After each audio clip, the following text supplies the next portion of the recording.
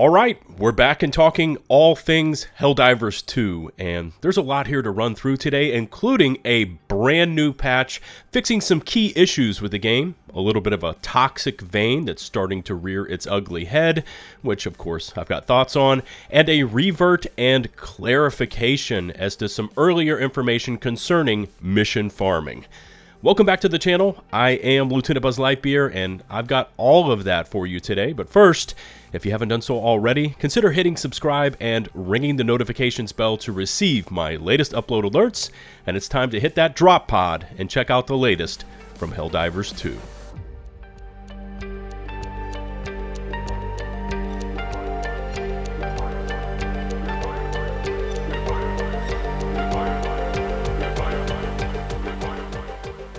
As always, chapters are up in place and ready to assist your overall viewing experience in case you want to jump around or repeat a section again.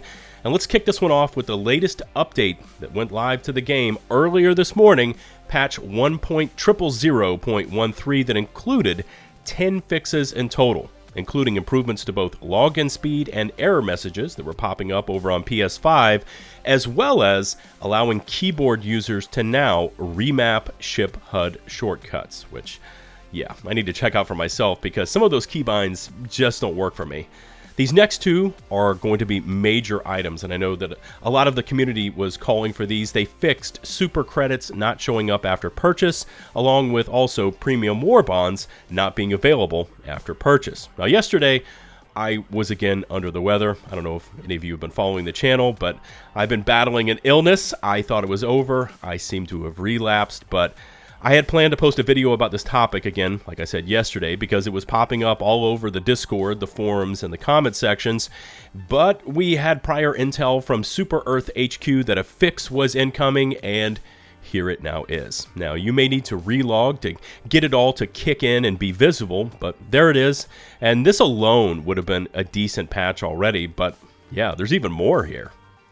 Crashing issues also got two fixes, one for when a player changed rank or title, and the other would happen while browsing missions. That's interesting. I've not personally seen either of these. Let me know in the comments if you have.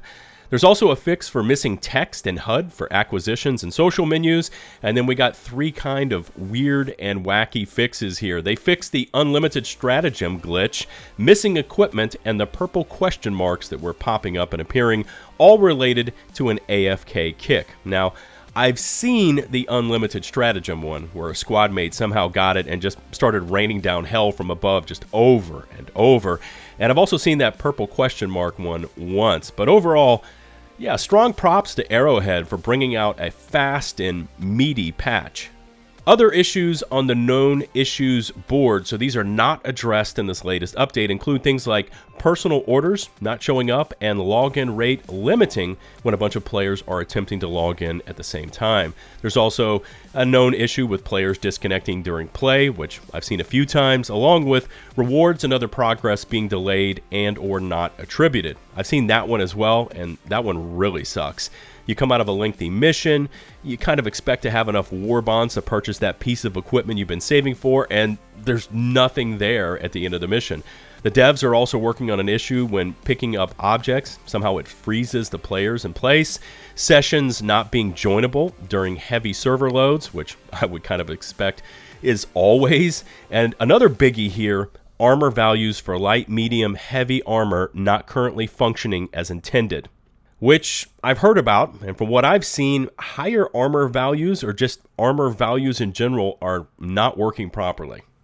As always, I've included a full link to the patch notes made available to you down in the video description in case you want to check them out for yourselves. But again, this is great to see how proactive Arrowhead is being overall with their improvements and updates. Please don't ever stop being this way. But for now, we need to shift gears over to a bit of an ongoing issue with the game: toxic players. This headline reads, Helldivers 2 avoided PvP to reduce toxicity, so of course, some players are being toxic anyway by fighting over shared resources and team killing to steal weapons. Developer Arrowhead has been clear about keeping PvP out of Helldivers 2 because it wants to, quote, reduce toxic elements. But seeing as how this game is being played by humans, some people will inevitably find a way to be toxic anyway. Case in point, some people are not only so greedy, but also so tunnel-visioned that they think they can steal collectible samples by killing the person holding them, ignoring the fact that such finds are all shared among teammates. Now, this article kind of continues on, but they've already kind of laid out the gist of this one. The first point is that samples, super credits, war bonds, etc., anything that is collected during a mission is shared across the squad. So there is no stealing, and I've heard this one while in a random lobby. You know, a player gets killed, they spawn back in, and then they start ranting over the mic about how another player picked up their samples. And hopefully this clarifies it a bit for anyone out there that didn't know, because it doesn't matter who extracts them, just as long as they are extracted. The other issue here is way more common. Player X sees you with your loadout, or maybe a squad mate with a loadout, just absolutely murking the enemy, and they want in on that action. So they call in a strike directly on top of you, loot your dismembered corpse, and then run around with your loadout. Now, I'm absolutely 1,000,000% on board with friendly fire being active in the game. In fact, I think it's one of the most chaotic and hilarious parts of Helldivers combat, but there's also a side of me that gets a bit chuffed when this happens, and I don't see this with friends, just kind of in random matchmaking parties. I've even been like reloading a heavy machine gun just completely out of combat, and somebody runs along, throws an eagle strike mere inches from my location. Like, no targets around me, just me, and at that point, you kind of know what's going on. This toxicity also runs hand in hand with this other article that's making the rounds over on social media from the Helldivers Reddit, pointing out how 8+ missions should require this certain meta build, and if somebody shows up in a party not using this certain build, it is grounds for an immediate kick. They basically say that if you aren't using the right breaker, kick. Weak stratagems, kick. No railgun or grenade launcher, kick. Not using a shield, kick. I mean, you get the idea here.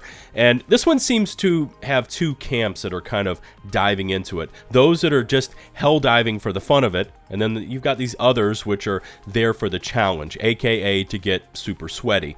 Now, as someone that frequently tackles the hardest content a game has to offer, there is a bit of truth to what the OP is saying. Basically, bring your A game or else, although the way they say it is a bit unfiltered and uncouth. There's also this other side that just says, man, chill out, enjoy the ride, and stop with all this hardcore nonsense. But like I said, I understand both sides.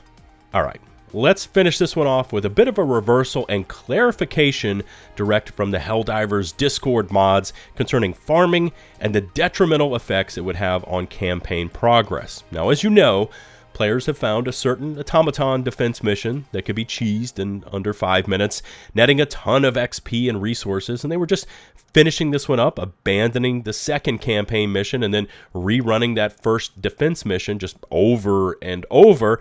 And at first, that was believed to be hurting sector campaign progress, as abandoning a mission was thought to count as a loss. Well, we just got some clarification on this one from Misty on the Discord, correcting that previous statement. Quote, I just got confirmation that abandoning an operation does not progress the enemy's percentage, so people who leave operations do not negatively affect a planet, but they do not positively affect it either. So those farmers will continue to be able to kind of do their thing, but now at least we know it doesn't hurt the percentages, which is again good to know. And I've not personally used this method, as I'm kind of just enjoying the slow ride so far, but that might be a good one for chat as well. Let me know where you stand on farming and that whole mechanic in general. All right, that's probably a great place to press pause for today. Overall, great news on the patch updates. Keep them coming, Arrowhead. As a community, we need to get that toxic stuff under control. This is a great game. Let's not ruin it. Let's keep it going. And again, good to know on that farming question as well. Remember to hit subscribe and ring the notifications bell to receive my future upload alerts. All my socials can be found down in the video description, including Twitter and Discord, where I stay pretty active on both.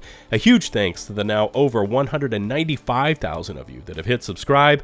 And if you haven't done so already, it's a great and free way to support the channel as we make that last little push up to 200,000 subscribers. Until the next one, this is LtBuzzLitebeer signing off.